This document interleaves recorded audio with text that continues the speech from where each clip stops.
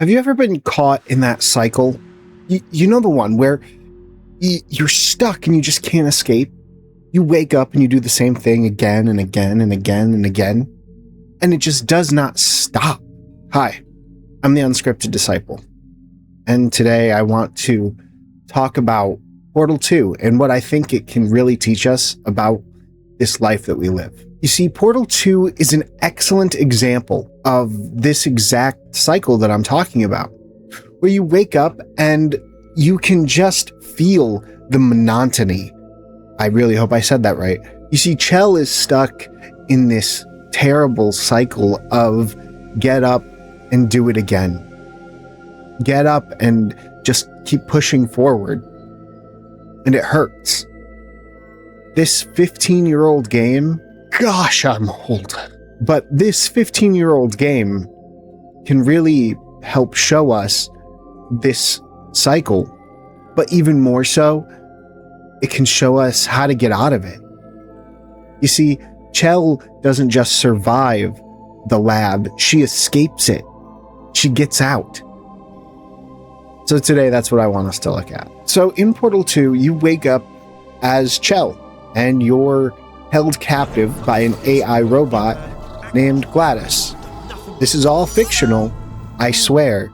I promise that the AI overlords will not capture you and put you into a testing laboratory where they will forever haunt you. I promise.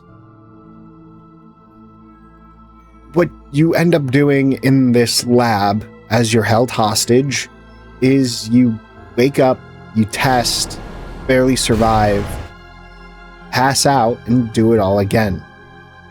You're stuck in this cycle, this endless trap of wake up, test, again. Wake up, test, again. And that's what we find ourselves doing. Wake up, work again. Wake up, work again.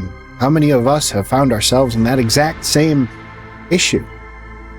I think this is the entire point of this game, that you are stuck in this cycle. But the real question is, how do you escape? How do you get out of it? I don't mean just living your life. In fact, Portal 2 gives us an excellent example of this, that all those motivational speakers online will just tell you, just take a different ride to work, or just go ride a bike. I don't know, whatever. They give you this false hope. And this is exactly what Portal 2 does, doesn't it? It gives us Wheatley, the wonderfully idiotic sidekick who is trying to help you escape the lab with him. But we realize that this is a false hope when we finally get to put Wheatley into GLaDOS's body. You see, when we finally hook him into the mainframe of the lab, we realize really soon that this power corrupts.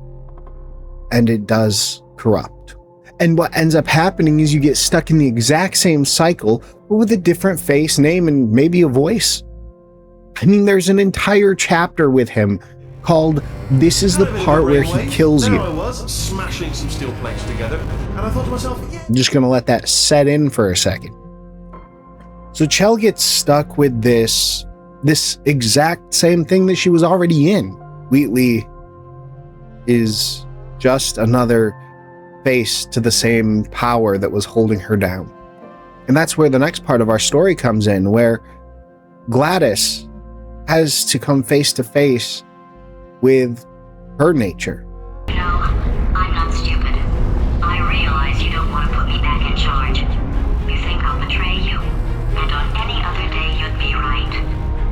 The scientists were always hanging cores on me to regulate my behavior. I've heard voices all my life, but now I hear the voice of a conscience, and it's terrifying. Because for the first time, it's my voice. I'm being serious. I think there's something really wrong with me.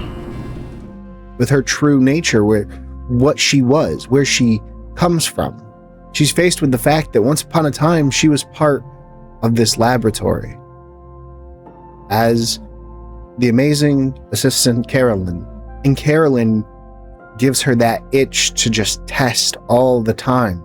Who cares about morals and ethics? People be damned, we're gonna test.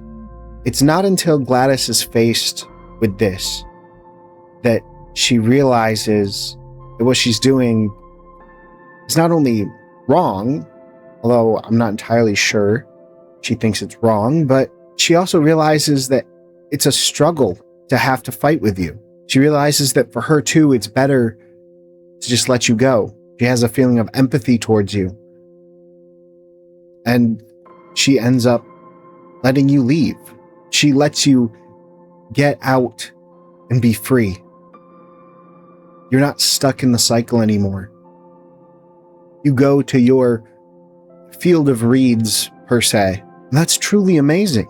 Now, there are many reasons that we ourselves do this. We find ourselves in these exact same situations. We blame outside sources as if it's not our own fault that we're stuck here. We blame everything else. It's my job. It's my family. It's my friends. It's everything else but me. And this is exactly what Gladys does. She blames the personality cores and the scientists and Carolyn and Johnson and all these other things. Everything else but herself. Because she can never be wrong, right? And we say that to ourselves. I'm never wrong. I'm a good person. I do the right thing. Is that true?